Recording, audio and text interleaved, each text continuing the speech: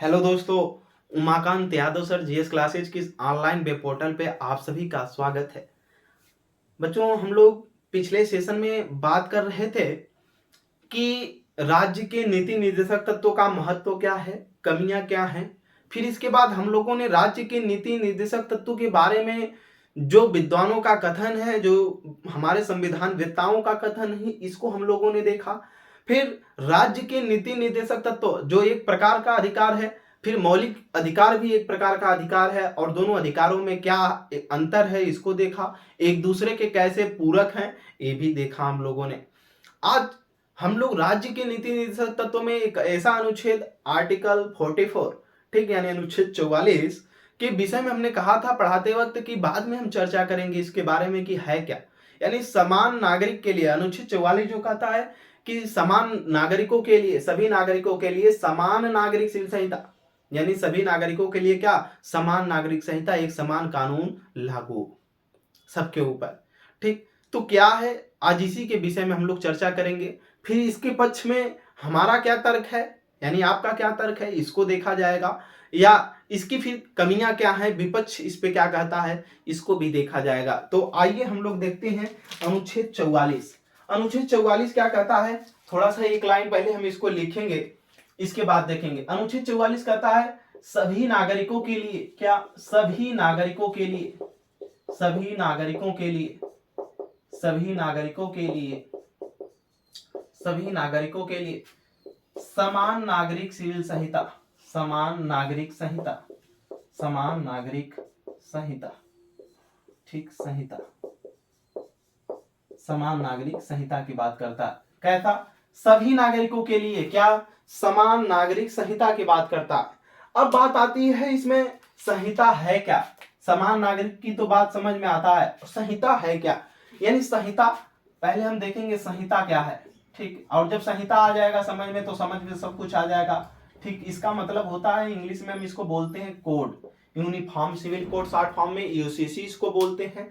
बहुत अच्छा विषय है, मुद्दा भी है, एग्जामों में पूछ लिए जाते हैं, वनडे में तो इसको सीधे फैक्ट पूछा जाता है, ठीक। तो संहिता है क्या। संहिता देखिए दोस्तों, दो प्रकार की होती है, ठीक। इसमें दो प्रकार की संहिता होती हैं और आप भी इसको पढ़े होंगे। एक होती है आपराधिक संहिता और दूसरा होती है नागरिक संहिता। क्या होती है, एक आपराधिक संहिता होती है, क्या, आपराधिक संहिता, ठीक, आपराधिक संहिता, और दूसरा जो होती है ये होती है क्या, नागरिक संहिता, नागरिक संहिता, ठीक, नागरिक संहिता, नागरिक संहिता, ठीक। इसको हम इंग्लिश में बोलते हैं, आपराधिक संहिता को क्या बोलते हैं, क्रिमिनल, ठीक, क्रिमिनल, क्रिमिनल कोड। और जो नागरिक संहिता होती है इसको हम बोलते हैं सिविल कोड इंग्लिश में, ठीक, सिविल कोड। आपराधिक न्याय या नागरिक संहिता, ठीक। अब संहिता, संहिता देखा जाए तो है क्या, अगर हम सही रूप से देखें तो संहिता के आगे लिखेंगे यह आचरण के नियम है। क्या है, आचरण के नियम है, आचरण के नियम है, आचरण के नियम है। संहिता क्या है, यह आचरण का क्या है, नियम है, ठीक। अब संहिता बताती है कि क्या करना चाहिए और क्या नहीं करना चाहिए। आचरण के नियम का मतलब यही है, ये बताती है, क्या बताती है, लिखेंगे बताता है, क्या बताता है, नीचे डू, ठीक, डू, क्या करना चाहिए, क्या करना चाहिए, ठीक। फिर बताता है डोंट, क्या नहीं करना चाहिए, संहिता यही बताती है, ठीक, डोंट, डोंट, क्या नहीं करना चाहिए, क्या नहीं करना चाहिए, नहीं करना चाहिए, ठीक, क्या नहीं करना चाहिए, ठीक। अब इसमें संहिता दो तरीके की, आपराधिक संहिता, नागरिक संहिता। ये आचरण के नियम है, यह बताता है कि डो क्या करना चाहिए, डोंट क्या नहीं करना चाहिए, ठीक, ये आचरण के नियम है। तो देखिए इसी से संहिता से बना हुआ है आपराधिक संहिता और नागरिक संहिता। आपराधिक संहिता में लिखेंगे इसमें अपराध संबंधी, ठीक, इसमें क्या होता है, अपराध, अपराध, अपराध होगा, अपराध से संबंधित क्या होगा, दंड का प्रावधान, दंड का प्रावधान किया गया है। प्रावधान किया गया है। ठीक, दंड का प्रावधान किया गया है। ठीक, इसके बाद ये जो लागू होता है किसके तहत? आईपीसी। ठीक, आईपीसी जिसका मतलब है Indian panel code. Indian panel code, panel code जो लॉर्ड मैकाले ने इसको मैकाले संहिता में बना करके दिया था। ठीक, आईपीसी इंडियन पैनल कोड 1859। ठीक, इसके बाद इसी को बोलते हैं भारतीय दंड संहिता। क्या बोलते हैं? भारतीय दंड संहिता। क्या बोलते हैं? भारतीय दंड संहिता। ठीक, भारतीय दंड संहिता इसको बोलते हैं। यानी संहिता के अंतर्गत जो आपराधिक संहिता आती है इसके अंतर्गत अपराध या इसके दंड का प्रावधान किया गया है। और ये किसके तहत आते हैं? आईपीसी के तहत आते हैं, इंडियन पैनल कोड। ठीक, भारतीय दंड संहिता के अंतर्गत आते हैं। लिखेंगे यह सबके जो आईपीसी है यह क्या है? सबके ऊपर, यह सबके ऊपर समान रूप से लागू है। यह सबके ऊपर समान रूप से क्या है? लागू है। यह सबके ऊपर क्या है? समान रूप से लागू है। सबके ऊपर क्या है? समान रूप से लागू है। ठीक, लागू है। जो आईपीसी है सबके ऊपर समान रूप से लागू होती है। वो किसी धर्म, संप्रदाय, जाति के आधार पर नहीं बटी हुई है, बल्कि सबके ऊपर समान रूप से लागू होती है। ठीक, आगे की तरफ नागरिक संहिता। उधर जो हमने बताया क्या करना चाहिए क्या नहीं करना चाहिए। अगर क्या करना है उसके अनुरूप है तब तो ठीक है, क्या नहीं करना चाहिए अगर उसके अनुरूप चले गए तो ये दंड दिया जाएगा। किस तरीके से? आपराधिक संहिता में अगर है इस ऐसा कोई काम करते हैं तो आईपीसी के तहत, नागरिक संहिता के तहत कोई कार्य करते हैं तो नागरिक संहिता के तरीके से आपको दंड का प्रावधान किया गया। अब देखेंगे नागरिक संहिता क्या है। ठीक, इसमें जो दिया गया है एक गैर आपराधिक, इसमें आपराधिक है, इसमें गैर आपराधिक। ठीक, गैर आपराधिक, इसमें गैर आपराधिक मामले। ठीक, ये नागरिक में आते हैं। गैर आपराधिक मामले जैसे उदाहरण के रूप में लिखेंगे जैसे, ठीक, जैसे जैसे जैसे विवाह। ठीक, विवाह। ठीक, विवाह के बाद तलाक। ठीक, उत्तराधिकार। ठीक, उत्तराधिकार। उत्तराधिकार का मतलब है यहां पर उत्तराधिकार। ठीक, अपने आने वाली पीढ़ियों का जो उत्तराधिकार किसके पास होगा, बेटा या बेटी, उसके उत्तराधिकार। ठीक, इसके बाद तलाक हो गया। उत्तराधिकार। गोद लेना। गोद लेना जो दत्तक पुत्र होते हैं जिनके पास बेटे नहीं होते हैं, होने के बाद भी गोद लेते हैं, वो सब मामले जो आते हैं गैर आपराधिक मामले। इनसे संबंधित कोई अगर मामला उठता है तो सिविल कोर्ट में देखा जाएगा। सिविल कोर्ट यानी सिविल न्यायालय, नागरिक संहिता का जो न्यायालय, इसमें देखा जाएगा। ठीक, एक तरीके से अगर इसको कहा जाए तो फैमिली कोर्ट भी बोला जा सकता है, जो फैमिली लॉ के तहत आता है। ठीक, तो ये नागरिक संहिता है, गैर आपराधिक मामले हैं। ठीक, देखेंगे नीचे लिखेंगे स्टार बना करके, इसके नीचे तीर बना करके लिखेंगे लेकिन लेकिन लेकिन इसमें भी कायदे कानून होते हैं। कायदे एवं कानून होते हैं, एवं कानून होते हैं। कायदे कानून होते हैं या जरूरी हैं या होने चाहिए। नीचे लिख लेंगे यह हम सब पर धर्म के आधार पर लागू है।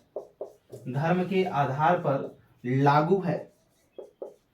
लागू है। ध्यान दीजिएगा।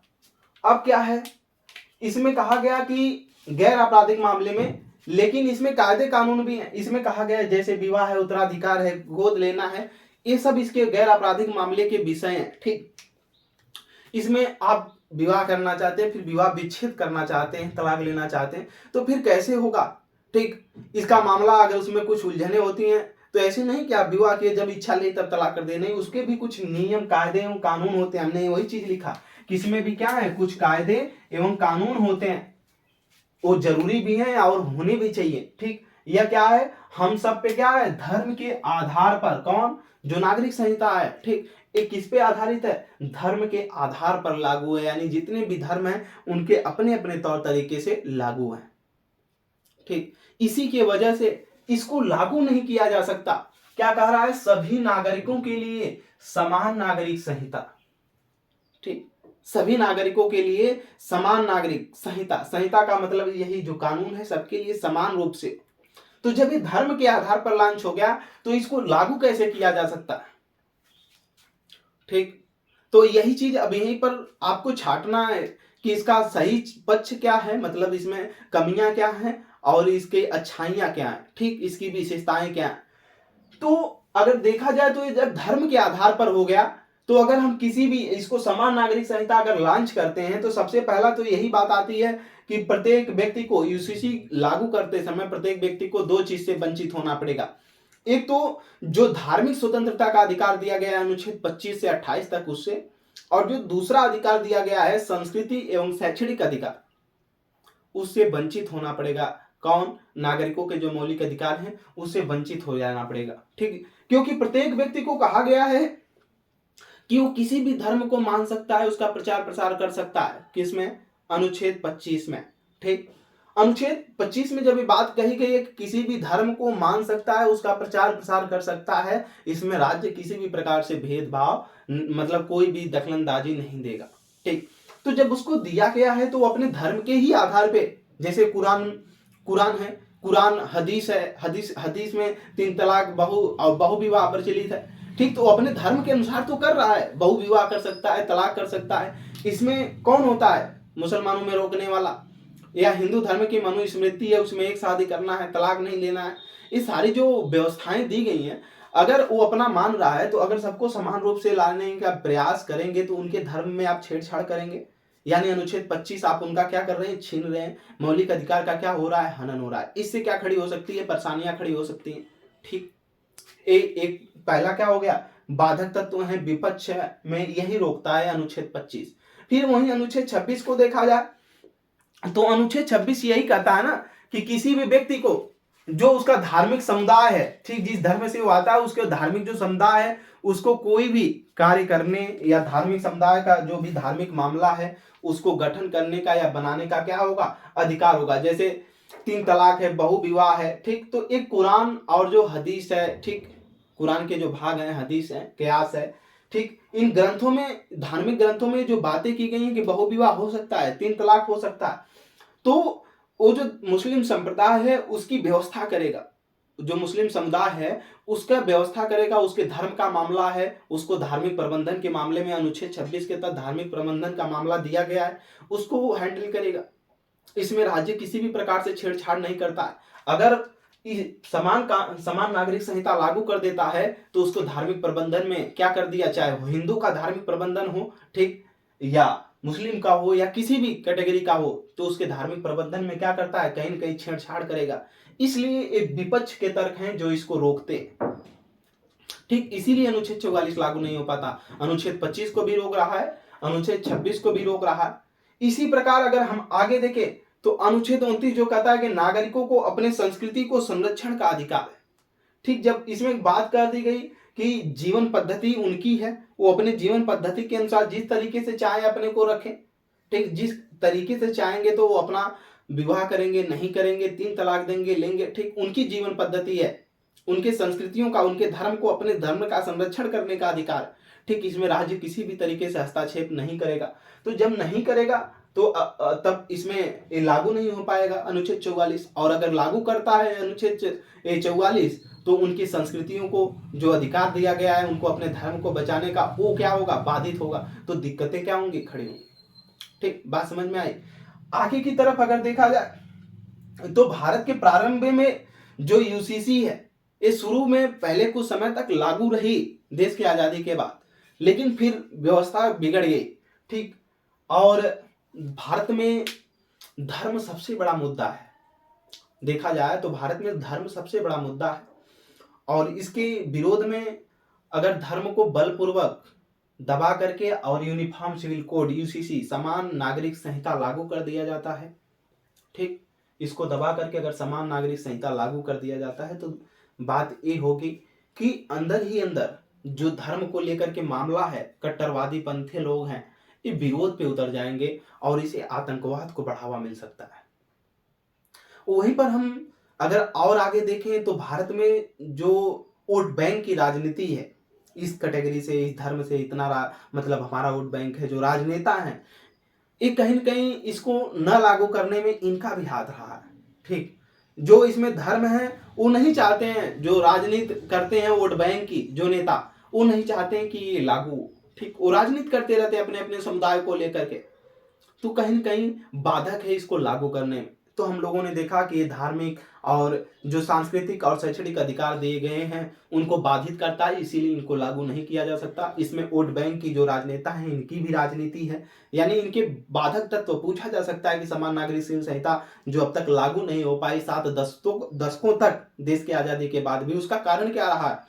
तो आप यही सब लिखेंगे। अनुच्छेद 25, 26, इसके बाद इधर हमने जो बताया 29 अनुच्छेद। ठीक, यानी धार्मिक स्वतंत्रता का अधिकार और जो शैक्षणिक और सांस्कृतिक जो अधिकार दिए गए हैं, ये कहीं न कहीं उसमें क्या हो रहा है, उनके हनन होने की बात आती है जब ये लागू होता है, तो इसलिए इसको लागू नहीं किया जा सकता। और इसमें वोट बैंक की राजनीति और भारत जैसे देश में कट्टरवादी और धर्म को लेकर के बहुत ज़्यादा आस्था रखने वाले लोग जो हैं वो इनके तरफ नहीं चाहेंगे कि ऐसा हो, और अगर ऐसा होता है तो आतंकवाद को बढ़ावा मिलेगा।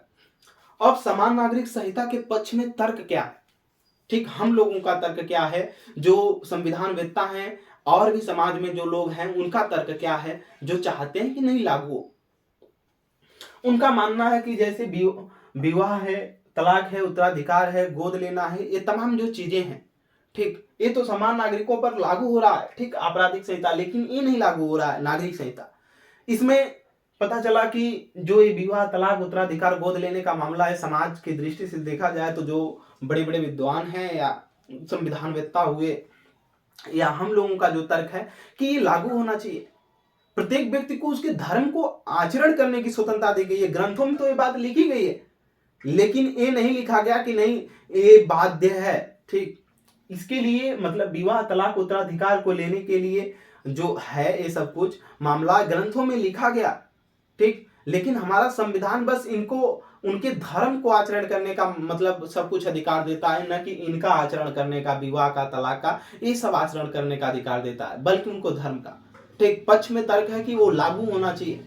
ठीक, तो वही कहा गया कि ये जो विषय है, ठीक, इसमें जो कुरीतियां हैं वो संस्कृति शिक्षा नहीं माना जाएगा कि जो सांस्कृतिक और शैक्षणिक अधिकार है या धार्मिक स्वतंत्रता का अधिकार दिया गया है उसमें ये सब नहीं आती हैं। अगर पक्ष में देखा जाए तो उसमें ये सब नहीं आता है, न विवाह आता है, न तलाक आता है, न उत्तराधिकार, न गोद लेना है, न तो धार्मिक स्वतंत्रता के अधिकार में आते हैं अगर पक्ष के रूप में देखा जाए तो, जो सही तर्क है। ठीक, और उसमें न तो ये सांस्कृतिक और शैक्षणिक अधिकार में आती हैं, तो इसलिए लागू होना चाहिए अनुच्छेद 44। फिर दूसरे तरीके से देखा जाए तो यूसीसी का जो अभाव है, ठीक, ये स्वाधीनता और लैंगिक न्याय के आदर्शों के क्या है, आदर्शों के खिलाफ है। ठीक, स्वाधीनता का मतलब इसमें सभी लोग एक समान रूप से होंगे, ठीक, तो अलग अलग बटे नहीं लोग होंगे, इससे मुल्क को एक एकता मिलेगी जिसमें बटा हुआ नहीं होगा, भारत अखंड होगा, ठीक, जिससे शक्ति होगी राष्ट्र को और आगे विकास की तरफ बढ़ा जा सकता है। और यही बाधक तत्व है जो धार्मिक स्वतंत्रता का अधिकार और ये वोट बैंक की राजनीति, ठीक, सांस्कृतिक और शैक्षणिक अधिकार है, यही इसको अगर रोकता है अनुच्छेद 44 को, तो यही कहीं न कहीं आने वाले भविष्य में क्या बने हुए हैं, बाधक बने हुए हैं, जिससे हम आगे की तरफ बढ़ने में क्या हो रहे हैं, दिक्कतें हो रही हैं। इसके बाद रूढ़िवादिता को ये बढ़ावा देता है, कौन, जो हमारा अधिकार दिया गया है। अगर ये 44 नहीं लागू होता है तो देखिए यह हम सब पे धर्म के आधार पर लागू होता है, यानी जब अनुच्छेद 44 लागू नहीं होगा, ठीक, तो इसमें धर्म के आधार पे जैसे सभी लोग अपना कानून मानते हैं और उसी आधार पे चल रहे हैं, ठीक, सबके लिए समान नागरिक कानून नहीं होगा तो सभी लोग अपने अपने धर्म को मानेंगे, और जब सभी लोग अपने अपने धर्म को जब मान रहे हैं तो अपने धर्म के प्रति आस्था उनकी बढ़ रही है, और समाज में क्या हो रहा है, संप्रदाय के रूप में सभी लोग क्या हो गए, बढ़ गए। ठीक, अब एकता और बंधुता का विचार, भाईचारे का विचार है ही नहीं, तो इससे राष्ट्र की प्रगति में बाधा उत्पन्न होती है और राष्ट्र प्रगति की तरफ नहीं जा सकता है। तो ये रहा अनुच्छेद 44 के पीछे का तर्क, और ठीक, इसके पक्ष में भी हमने तर्क किया, विपक्ष में भी तर्क किया, यानी इसकी विशेषताएं क्या थी, इसका कमियां क्या थी, ठीक, हम लोगों ने बताया, हम बताए। आप इससे संबंधित और भी क्वेश्चन ट्राई करेंगे प्रैक्टिस बुकों में। ठीक, मेहनत से पढ़ते रहिए। कहीं कोई दिक्कत परेशानी होती है कमेंट सेक्शन में हमको ज़रूर बताएं। और इस आगामी नए साल वर्ष जो आने वाला है 2023, इसके पहले ही 2022 के ही सत्रों में हमारे तरफ से ऑनलाइन क्लास की तरफ से Umakant Yadav sir GS classes की तरफ से कैलेंडर वितरित किया जा रहा है। ये अभियान हर जगहों पर जारी है। ठीक, आशा है कि आपको भी कैलेंडर प्राप्त होगा और आप भी कैलेंडर प्राप्त करने का मौका प्राप्त करेंगे। सुअवसर जुटाइए कि मिले, और इस अभियान में अगर शामिल होना चाहते हैं तो शामिल भी हो सकते हैं। ठीक, और कैलेंडर जरूर रखें एक निशानी, और अपने से संबंधित लोगों को भी बताएं और उनके मोबाइल में चैनल भी सब्सक्राइब करें। ठीक, आप सहयोग करते रहें। आपका सहयोग ही हमें आगे की तरफ ले जा सकता है। Umakant Yadav sir GS classes में जुड़ने के लिए आपका बहुत बहुत धन्यवाद।